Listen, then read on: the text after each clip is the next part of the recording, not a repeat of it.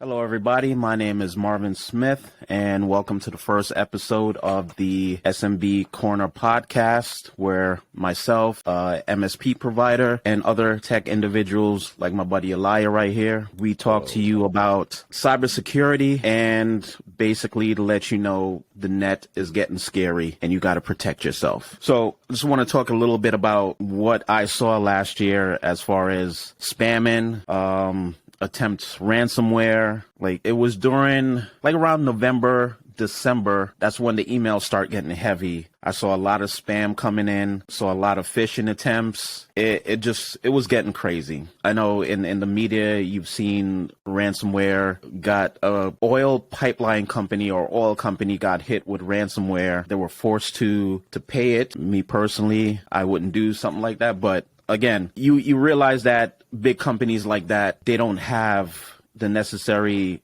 skill set and they don't have the right people. Like the average cybersecurity individual, depending on how good he is, he's asking for at least maybe $250,000 or more in salary. And we understand that the average business can't really afford to keep somebody like that on. So I looked at it like this. I wanted to start a podcast to just get talking to small business owners. Like it's not so much, we understand money is tight, but you have to look at your data as basically it's my goal. This how I function day to day. It's what keeps my business alive. So I need to put some things in place, like a level 1 or level 2 solution in place to keep ransomware out and, just to keep my business secure. So last year definitely was crazy. Pandemic. We're still in a pandemic, but it was just basically crazy because everything was moving online. I guess hackers realized there was not a lot of business didn't have the necessary,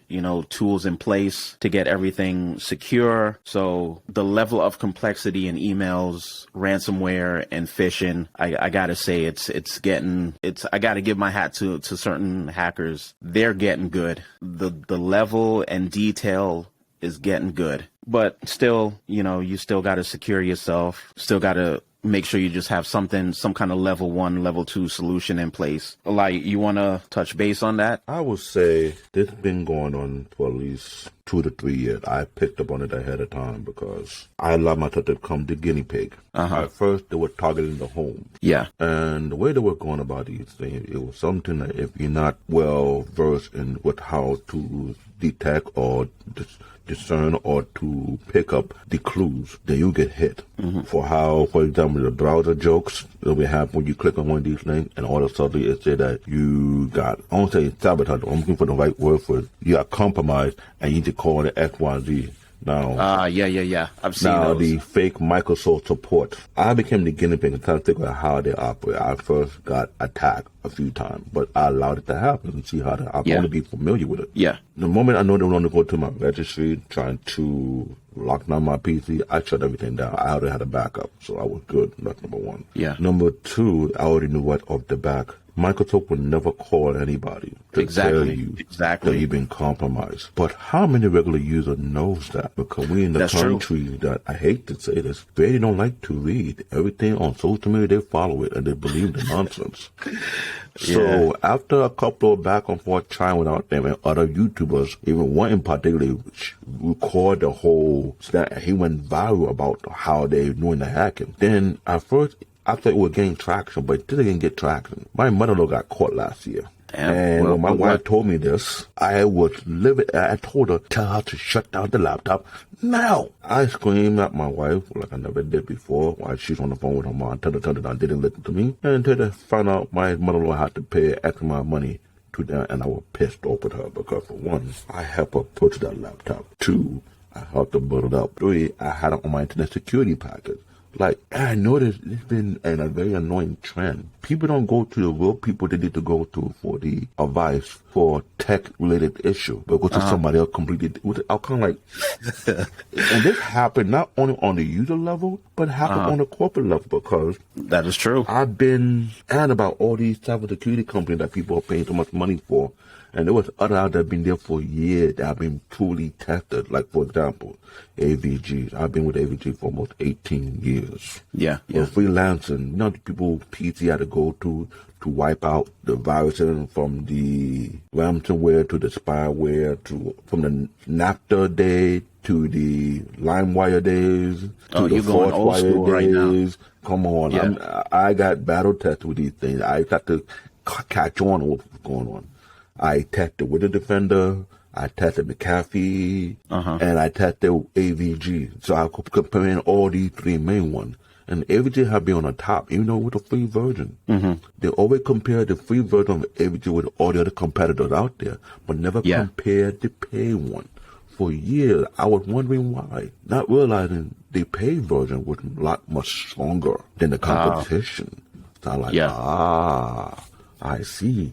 They'll never test the paid version, but always test the free version. Yeah. I get that. Okay, cool. So I caught on to it. Then I tried to speak to other small business owners, but they never want to take it serious. I'm like, why is that? What's going on? Because, Synaptic, McAfee, they had the main United States market in their grab. Yeah. So not too many people know about these other ones out there that do way better job because they don't really read up or research like some of us do. So I caught on to that. Fine. The spamware, I've been on top of that game for 3 years. I remember when Yahoo got hacked several times over. I had to move my email from Yahoo to Google Mail, aka Gmail. Yeah. They forced me to move. My first email account was yahoo.com. And I had a couple of other ones just playing around testing their features about to Yahoo for so many years. Then I had to move all my email account from Yahoo to Google. Imagine that. You know what time it takes to migrate all your emails? Yeah. That's a lot of work. So what I want to kind of put off, talk to a lot of business owners about, like, when a major company gets hacked or, when they get breached, a lot of people in the tech field like myself, like you, me, Elia, we look at that as like, a stain on the brand. Like you're making so much money as a major corporation. Like you still get hit with a ransomware. But yes, things happen, but we being in the tech field, we're looking like, really? And it's not even really a major hack. It's just like, something got in through a corporate email. Yes, it does happen, but at the end of the day, it's just like that stain is on your brand and it's just no way to get rid of it. But at the end of the day, I just see like in 2022 right now, I've already read headlines of, schools being hacked and breached and things like that. I think one MSP, I don't want to say they're MSP, but they provide service. They provide service to schools. Like K to 12. So it came up in one of my news feeds the other day that they got hit with a ransomware and basically took down their servers for maybe a few days, 1 or 2 days. But again, I just want to stress this out to, the business owner. It's going to get worse. This is just, I see this as just, a few hackers, putting their toe in the water, see what they could get away with. And, it's just going to get worse. But I basically took steps last year to kind of, secure my business emails, lock down certain things. Even though as a tech guy, you look at it as I'm pretty up on everything, but I'm not going to get hacked. So no, I didn't think that way. I just basically started taking steps to, lock down I pretty much use Microsoft 365 as my business email production environment. I took steps to lock it down. If I work with an outside vendor, I no longer talk to them on Skype. I pretty much,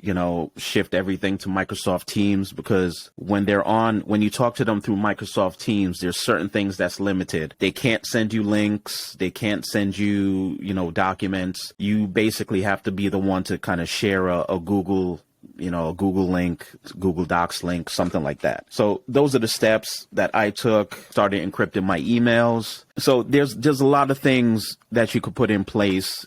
You don't have to look at it like, I don't have the money to hire a cybersecurity expert. No, there are tools out there to give you genuine good protection. You just have to start talking to people like myself and start putting things in place. So I wanted to talk about that that service provider for K schools that got hacked. Again, like we were just talking about major corporations that get breached and hacked. As a service provider, I think I basically look at that as a no-no. You should never be breached, never be hacked, because one, you're the go-to person for that business. You know, if you get hacked or breached, that shows that you didn't have the security needed to provide your service. So it's just, I know other MSPs, I've heard other MSPs out there who got hacked. And to me, that's even worse when you're a service provider and you got hacked. It's just, I don't know. I just look at that as like, yeah.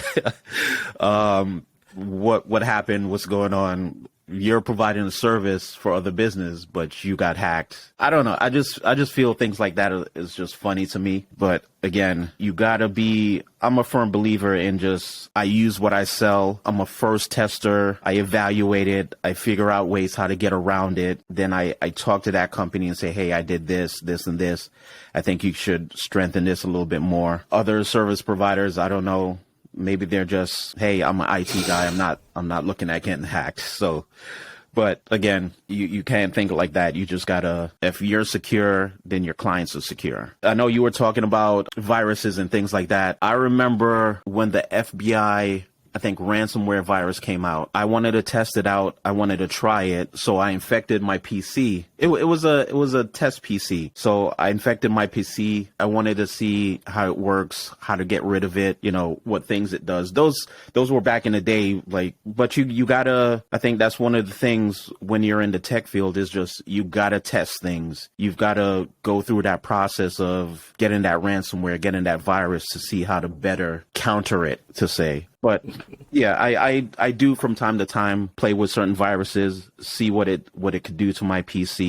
But these days, my PC is a little bit more secure. I could run things in a VM, test it out, and see how to beat it. So I'm going to share my screen and show people what a live threat map looks like. Hold on one second. What's the problem? Because I'm the jealous when you say you got a live threat map. My app don't have that, but I wish they did have that. But certain websites you could go to their main. I think Bitdefender has one. Sonic Wall has one. I think AVG had one, but I never check at it because since I have a suite of app and it's like about 7 of them, and they all got different functionality. I got the internet security, I got the driver update, I got the breach guard, I got the AVG anti-track. I got a password protector. I got the AVG secure VPN. I got the AVG tune-up. And on top of that, I also had LastPass. LastPass is the right tool to have. I had to pay for it. LastPass is good. It's good. Allow me to change all my password to have it encrypted, and I lock it up, and no one can go behind my back.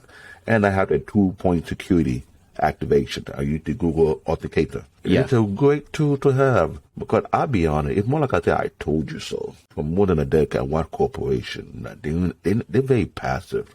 Let's be real. You're using different type of virus scan. Yeah. It said a lot. Yeah. I feel like a lot of virus companies, they don't do their best to advertise. Because I remember one incident. It's not really an incident, but during the beginning of the pandemic, my 9 to 5, you know, they were pushing everybody to work from home. Basically, you had to push everybody to work from home. One user, she was trying to get her work machine connected to her home Wi-Fi, and the situation was she didn't update her Netgear router since she bought it. So, you know, I'm there, I'm trying to connect our secure work laptop to her home Wi-Fi, to a router that hasn't been upgraded in any way since she bought it. So yeah, that was a headache. I can imagine that because a lot of my users work in the corporate America. Yeah. And I tell them, you don't have a geek, a PT nerd on speed dial? She said, why? I'm like, you asking me why? Yeah. One day you have 911. You 911. You have a geek on speed dial just in case a situation like these. is 24 911 is 24/7. I mean, it's good to have a good tech guy, but you got to figure out like the average tech guy wants to get some sleep too. So, And I get that because here's what I'm trying to say because a lot of these fake tech guys out there that claim they know what they're doing and they don't know how they're doing. that's true. And That is for my true. years of freelancing, I have been battle tested. I have been proven correct to the point whereby I was proven I'm better than Best Buy Geek Squad. Uh-huh. And I had to educate people over the man, the stories I hear or the disappointment I hear. They went to this guy, they went to that guy, they went to Best Buy, they went to this company, and they still couldn't fix the problem. But when it comes to me, not only did I fix the problem, I cleaned up the mess, rectified the issue, and I explained what went down. And told them next time, don't wait till the last minute to reach out to me. Yeah. Yeah. That's 20 years true. in the field. I've been in the field for 20 years, not just corporately, but also freelancing. Yeah. So I love what I do. It's so much fun doing these things. Yeah. But when people don't understand what's going on, even I'm watching the live map, I'm like, we're getting light up like the damn Christmas tree. I'm not surprised. Yeah. So the podcasters who are going to see this maybe on YouTube or on my Instagram. So right now we're looking at a real, I don't want to say real time, but this is what a threat map looks like. So if you see on the screen the US and the UK, and I'll say India.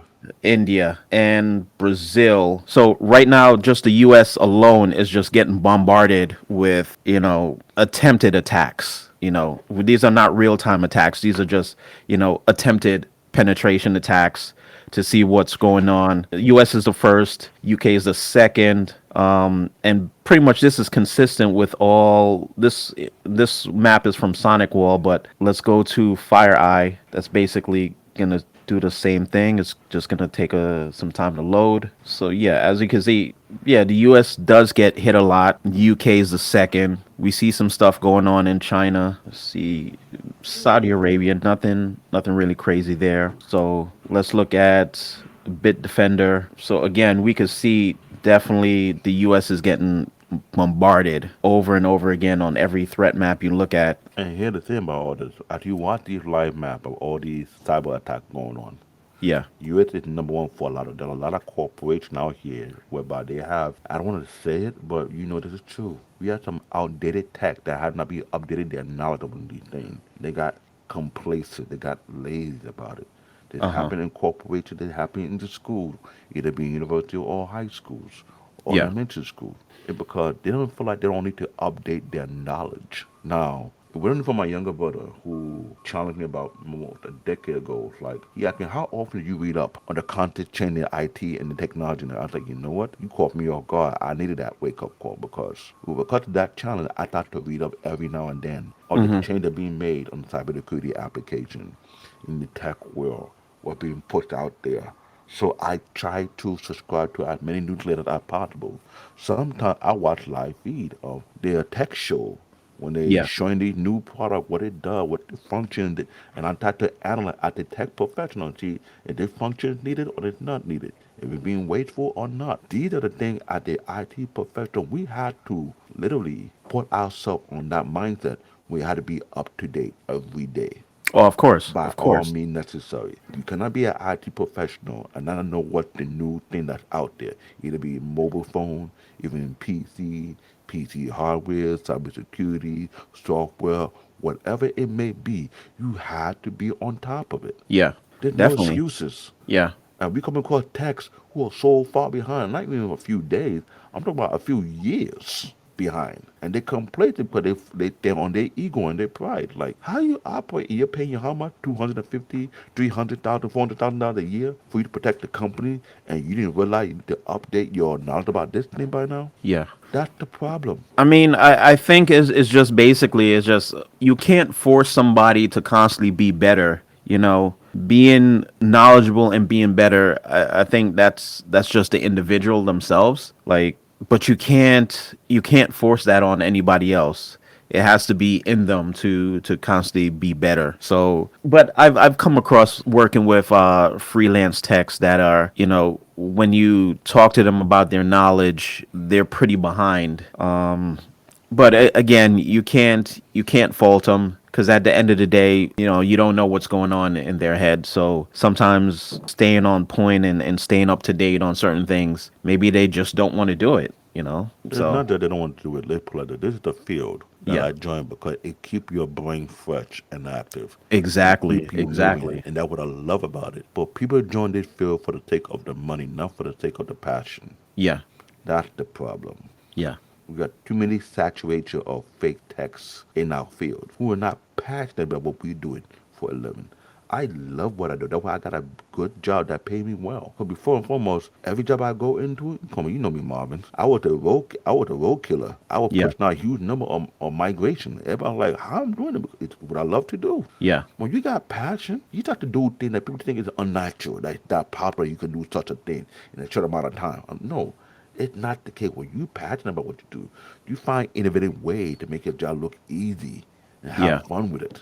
Exactly. That's definitely what it's all about. I love tech. I'll say the only arena of skill set where you're constantly growing, you're constantly testing and playing around with different technologies. You feel like a kid So again every day. yeah, every definitely every day you feel like a kid again. So I mean, but again, it's just I don't know. I don't know what it is. I think it's just They're not today's techs are just not. they're Yeah. money driven, they're not passion driven. That's the problem. So they feel like I don't need to update myself. I don't need to upgrade myself. Uh huh. And that's why I'm not gonna lie, I used to hate on the YouTubers who are upgrading themselves each and every day and they're making a good money off them because it's what they love to do. Yeah. I wish I jumped on the bandwagon when they came out back in 2008, 2009. I would have done the same thing and not come to corporation and to the point whereby I'm a big YouTube channel who get visited by big corporations who want me to test their stuff and Uh make huh. an objective opinion about their product. And I tell them the pros and the cons because this is what these YouTubers make their bread off. They constantly have the opportunity to test drive these new technology, these new gadgets, these new software, and get an objective opinion on the pros and cons.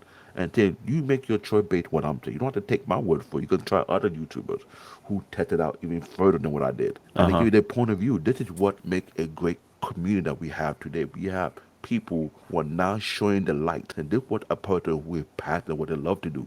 They take their animate time to test drive, to check out, to make note of, and let you know why this is good, why it's not good, why you should buy it, why you should not buy it, why you should try, why you should not try it, and give you an intellectual opinion that will make you make a better choice. Uh I love this field. Come on, besides being a doctor, I don't like blood, I don't like organs. huh. I stay away from that one. Yeah. I'd Yeah. rather do this instead. Yeah. It keep the. You know what happens when you have an active brain and you're always learning new things? There's never a dull moment. Oh, of course. Your brain's Of not course. dying. Guess what, Yeah. guys?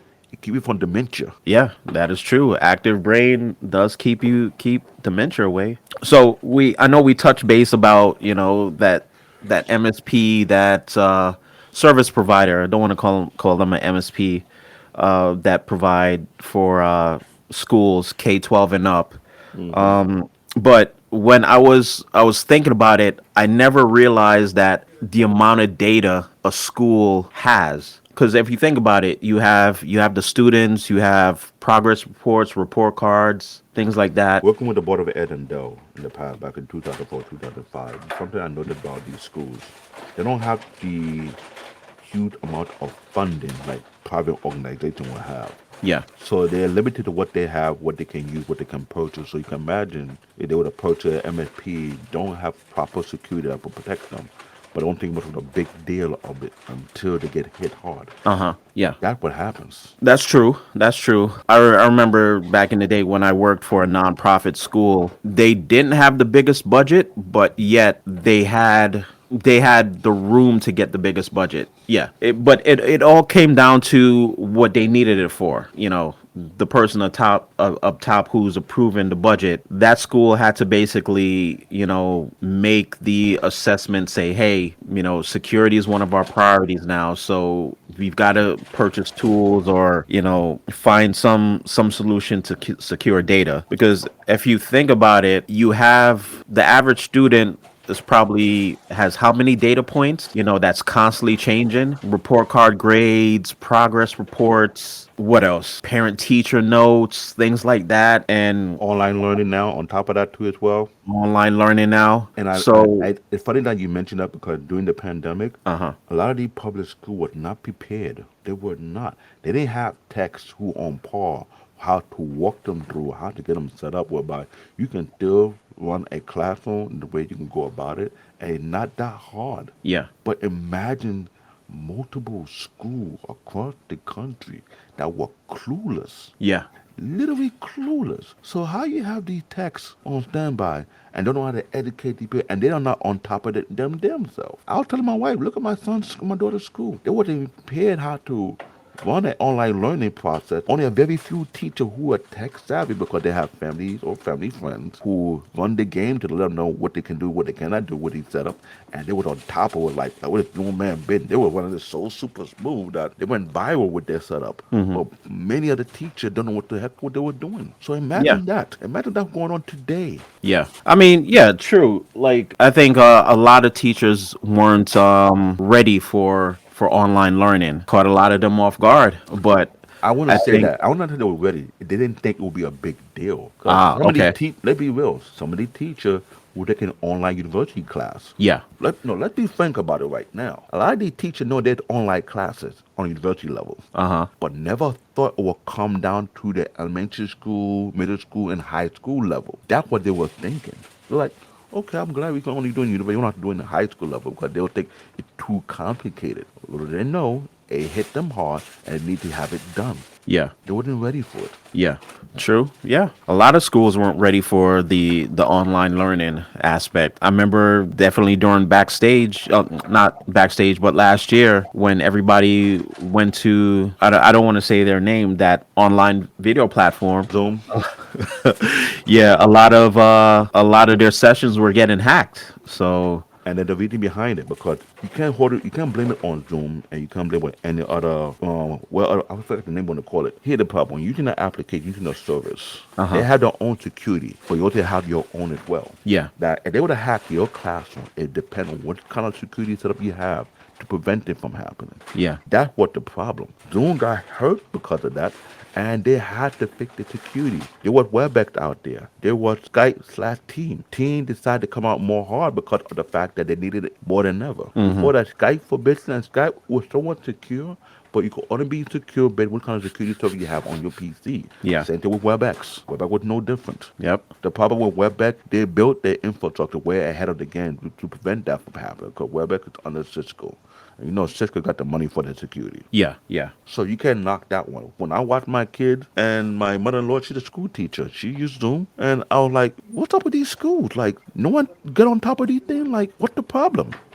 This is why, as an IT professional, I was like, "You know how many IT techs are out there? They could have called up or could have reached out to you. What can I do to resolve this issue? How you go about it? How you not?"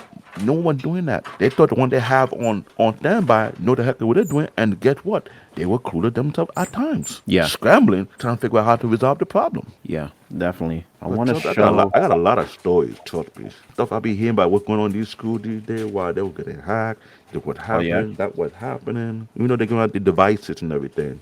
Like my son and daughter, were given iPads. Not too a fan of iPad, but it's okay what it is. And the charter school was giving out Chromebooks. I was like, Yeah. charter school give out Chromebook, but public school give out iPad. Okay, Because they the education discount from Apple. pretty So much. which is, it's okay, but it's just at the end of the day, it's just you got to make sure every device or set of devices in your environment is secure also. Very much true. I'm gonna share some spam emails I saved from last year. No, because a lot of this stuff is like when you look at the overall design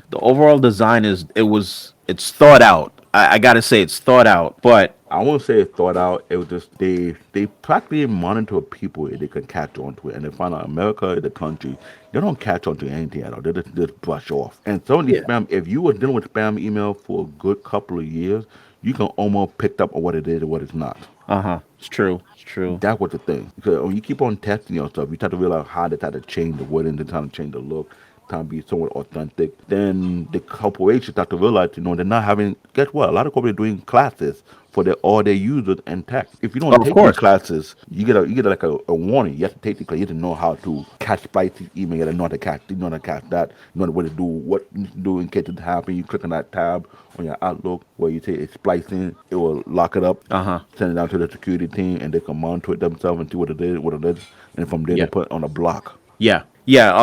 I think there was an incident with Twitter. I don't know. I think it was a kid who called up and doxed the company. The kid pretended to be an employee of Twitter to get information from another employee of Twitter. Hey, if it's Keyword: a kid. Let yeah. me phrase that Yeah. again. A kid.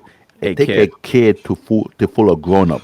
How dumb Yeah. you really are. Hey, it is what it is. Like you're saying, I think a lot of companies now, they put that training out there, but it's not enforced. Like, I don't know about other companies, but I know my 9 to 5, we have something like that. Every so often, you gotta take these mandatory, refresh. Even if you're IT, you gotta take it, and it does go against your employee record. And But the I reason why think, they do that, but let me put it, bigger company that got the money to do that, they will yeah, enforce it. As yeah, you go down the rank of the money supply, some don't enforce it. Public sector really enforce it. yeah. Sometimes they send you an email notification or you need to take this class. And what I noticed working in the public sector, these people would have put their email to the side and they ignore it until it become a big problem. I work with MTA, yet I go put their name out there. They had a WannaCry attack back in Really? 2018. Yeah. It was Wow. that bad. And then using Citrix box, the Citrix black box, these didn't have what are called the embedded Windows system in there. That went from going to the embedded to get ThinOS. Because Yeah. ThinOS, you cannot hack into it. Uh-huh. So we image, talk about almost 2 to 5,000 boxes all across the 5 boroughs. Wow. Okay. That's a lot of work. You had to take a thumb drive, it took about 7 minutes to re-image the whole thing from embedded to ThinOS. But Uh-huh. before they did that, they made a huge purchase. They had to call the waffle box. They're like these small smart machines, whereby you don't really have to download everything. It only had a pre-installed operating system that Uh-huh. work on the Citrix. Yeah. Along connect to the network, you're good to go. Everything straight to the cloud or to the server, if you want to call it that way. The problem is they need that strong bandwidth. MTA have an issue with that bandwidth issue. That's the problem. Really? MTA's got a bandwidth issue? Majority of their bandwidth go straight to the signal boxes, the signals for the train, Ah. but Okay. barely go into where the facility they need to have. So yeah, I'm putting them on the bus. They need to work on their plan and what they need for their company because when you have these things going on, where we time to put a lot of these stuff on the cloud, Yeah. you need a high level bandwidth to support that many machines on the cloud. If Uh-huh. not, you just gonna throw a bottom like the damn highway, the B2E, whereby you can sit there, watch a whole TV show before your car can move, kind of thing. So MTA doesn't have like a They like a got the bandwidth, but it's not being put where it's needed. okay. It goes to mostly the signals Yeah. that run the trains and everything. Because when I go to the facility like these offices space, the bandwidth speed is so bad. Imagine someone log in, haven't got into yet. They can go out, have a breakfast, have a conversation 30 minutes later, or not 30 minutes, a few hours later, you haven't loaded the desktop. Really? That long for a login? Jeez. And you log into the cloud, mind you, Damn. not to the PC, to the To the cloud. cloud. Wow. Yikes. The emphasis on that is not taken serious because the American workforce is passive, not active. Yeah, some that's true. Some tech guys are not active. They're reactive. They'll wait for a situation to come in, then plan for it the next time. But at that stage, it's too It's too late. late, pretty It's much. too You late. said you said it correctly. It's too late. Yeah. Wait for something to happen. You get them the upper hand. You are doomed. You eat it out of their hand now. While you trying to plan, they watching you already. Like, man, what were you planning? You will still knock it down because you didn't get yourself prepared. Yeah. That's the problem. They were not prepared for it. That's what's up. Yeah. Look at Sony. It took them 100 years before they got hacked. The moment they got hacked, it changed the whole ballgame, the whole Sunday. They're like, you know what? It took them a while to hack Sony, but quick to hack Xbox that quick. Yeah, but again, like I was saying, it's like when you're a major corporation and you get hacked and breach. I mean, It looked bad. it looks bad. Like I wouldn't figure Sony to be the one who gets hacked. But if they did, they were fighting it for a while. It's just that they got real smart about it. It took them years before they hacked Sony. When they hacked Sony, their whole entire tech team, they were like, okay, they're getting smarter now. Now you got to go a step and above. Yeah. It was because of that they changed the game of security. It was actually like a war going on. So they were working around the clock fighting it. Yeah. Because they thought they could never get hacked because they thought they had a very great tight lock security. And then someone figured it out and it got in. And that's when it forced everybody to say, no, we need to start bringing people who can work around the clock. You had the type of job where people working 12-hour shifts who will monitor these things. And they get paid for that, but it's tiring. 12-hour shift to monitor the system and see when something happens, you just react immediately. Yeah. Man, not an easy job. Yeah, so it's just a lot of people don't realize, like, hackers, they're not attacking at a certain time frame. They're attacking when, the average person is about ready to clock off and go do what they got to do.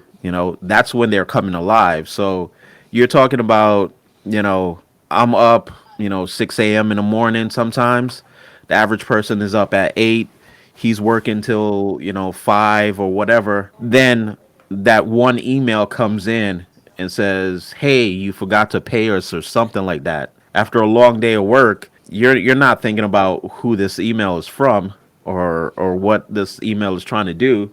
You're like, oh, who did I forget to pay? Something like that. You're a small business owner, so you're like, who did I forget to pay? So you click on it, takes you somewhere else, and then all of a sudden, you've got ransomware that pops up on your machine. So I'm gonna I have email addresses that are just out there for stuff like this, ransomware and spam email. So this is one that came in.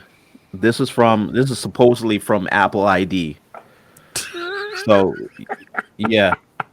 Now don't get me wrong. This is the overall the style is pretty simple, but just by looking at it, The obvious, the yeah, email address. yeah, this is not from Apple. But again, something like this could switch up, could catch a person. You click on that link right there, it takes you someplace else. You can see that link it has a tracker embedded into it, so the average And person. that's the problem. How many people are educating themselves? Because if a big company tell me email, the first time I look at the email address, it doesn't match Exactly. up. I'm like, Yeah. spam. But regular people don't think about that. Oh, Apple. What? Exactly. You see the Apple ID, but the first thing you got to do is look at this email address right here. This doesn't look like an Apple email ID, email address basically. Some even try to get close to the company name. But are you familiar with the company email format and how Yeah, it come about? You can tell, like, nah, stop the capping. That's not from Apple. exactly. Exactly. So I'm going to share another one that's pretty close. I think I got one from a so-called bank. This one was from. They have the color and style. So we're in New York here, and we have, I believe, CVS is a pharmacy chain here. So this email came close to their whole design style. It's basically, hey, click on this link for a reward or something like that. But you could clearly tell this is not. Again, you look at the email address. This email address does not look like it's a branded corporate email. And then you go down to the bottom, there's something else here. So Broken links. broken links. So again, the level of attacks are getting better. The design in the email is getting better, but I just want people to kind of just start realizing, hey, take a second to look at that email. Don't just click on something that randomly comes in. I had another one that came from a bank. I think it was Chase Bank. I'm trying to find it, but they got the design down, they got the style down, but it was just, if you just take a second look at it, you could tell that it's not from Chase or one of those banks. I'm trying to find it, but it is what it is. It's like you've gotta be a little bit better. Just take a look and see. Take a second look at that email. All right, so this is on my Twitter. I'm gonna share this because I posted it out there. There was an email chain that people were doing on spam emails. So this one is definitely you got the Citibank logo, they got the design down, but again, you look at that email that it came from and info at smoochiebaby.com. Again, that's not from Citibank. Now, here's the thing: you open it in your Gmail, right? No, so what I do, I don't open it in my Gmail. What I just do is I open the overall email in the email app that's on Microsoft Mail.com. I think the mail app. Oh, Yeah, so I just open it. I don't click on the link. here's the best part: when you open it on Outlook and they follow up in your spam for you ever notice, it Yeah. don't show the whole entire image. It'll show the whole code, everything Yeah. blue, because it's not legit. Legit. I've been doing that for years. I caught on to it. I don't use the mail app. Yeah. I use the Outlook app because when it's not legit and you look at the right email, you can almost tell it got exposed for what it is. Oh That's yeah, how yeah, I yeah. know. Yeah, Outlook is good like that. But this is just an email address I just put out there. This is one of my I call my spam catcher emails. So it's just again, it came in. What time did it came in? Came in at November 25th. It came in around 4 p.m. Again, the average time that the person is logging off, they're thinking that the average person is logging off. So it came in. First look, you see the Citibank logo. They got the design down. Second look, you basically got to look at that email address where it came from. That doesn't look like a legitimate email address from a major bank. So yeah, this is just one. I mean, I've got a whole pile of these that I just gotta get my hands down, get my hat down to them. Their hackers are getting better. They're They're getting getting better. better. They're Just getting that better. they know the average user are not tech savvy. Yeah. This is where the problem is. I've said it for the past 15 years. So much new technology pumped out into the public, and Uh-huh. people haven't got used to the old tech that they were working on in the first place. Yeah. So that when they get confused and not understand what the heck is going on, this is where you capitalize on their ignorance. Yeah. When they say ignorant is bliss, hacker enjoying the bliss. That too Yeah. many people are ignorant to the fact that how they operate. And that's why they get caught left and right. Uh-huh. Let's be real. It's more like I told you so. I'll be that crazy tech guy who been sitting for the past 10 years, 15 years, like, yo, y'all gonna get caught one day. When y'all get caught, it'll be like a boo-boo on your face. Yeah, true. And I basically just feel like the level, what I see happening right now is just, there's a lot of testing the waters. All of this is just, they're testing the waters, they're seeing what works, what doesn't work. But what I eventually see happening is, organizations, and I air quote organizations, teaming up, combining their payload to have an even greater attack. So imagine you got a spam phishing email with a ransomware payload attached to it. I don't want to say the average virus program, if it's good, might catch it, but if the program doesn't catch it, you're getting hit with a double whammy. You're getting hit with phishing and a ransomware payload attached to it. And then some ransomwares are actually putting, botnets in the code. So yeah, it's getting crazy.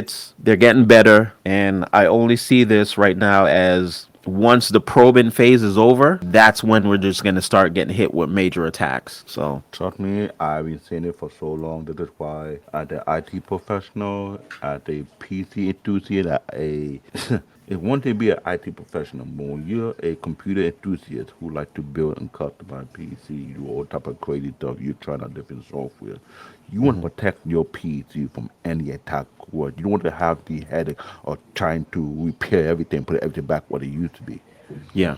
Now these days, having a 4 terabyte hard drive is not even enough. You need an 8 terabyte, you need a 16 terabyte, you need a 24 terabyte because you know why? One for immediate, and you need a huge chunk for backup. Exactly. Yeah, yeah. As a guy who built PCs, who like to test out software here and there, PC gamer, etc., the average space for backup you need to have, I hate to say this, is between 8 to 16 terabytes. The reason why I say that, if you can have two separate external hard drives, one for backup and one for your media, that's what you need to do. Put all your picture, your video, whatever, on that one particular hard drive. On the other hard drive, that'll be the hard drive you do regular backups. Yeah. Who take a copy of the last image of your PC in case of an attack. All you have to do is shut it down, put it back on, disconnect the network, unload the last update, the last copy you had onto your PC, Yeah. They keep it moving. But I know it's costly now. That's why I'm trying to educate people. Not only if you have a laptop, also if you have a desktop as well. Yeah.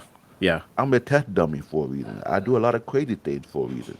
To get a better understanding, it helped my job at the tech support when I work from home. Yeah. With my work set up right here, while I'm in my custom-made gaming PC. But it also allowed me to understand what to expect when the least expecting happen. Corporations are gonna be on top of the game, but for me, I ought to be on top of my game beforehand. So when I see something, I'm not gonna be shocked by it. I'm like, not new. Yeah. I'm familiar with this. That's why I do my homework on the side. Stay up Yep. on the game. Yeah. That's what it is. It's that cat and mouse game, you know. It's you either want to be the cat or the mouse. So I ought to be the snake instead. that's Forget the true. cat and mouse. Snake will Yeah. just wait for you to watch. Yeah. When you get to this zone, Yeah. catch you, go back into hiding. Like, okay, I got you.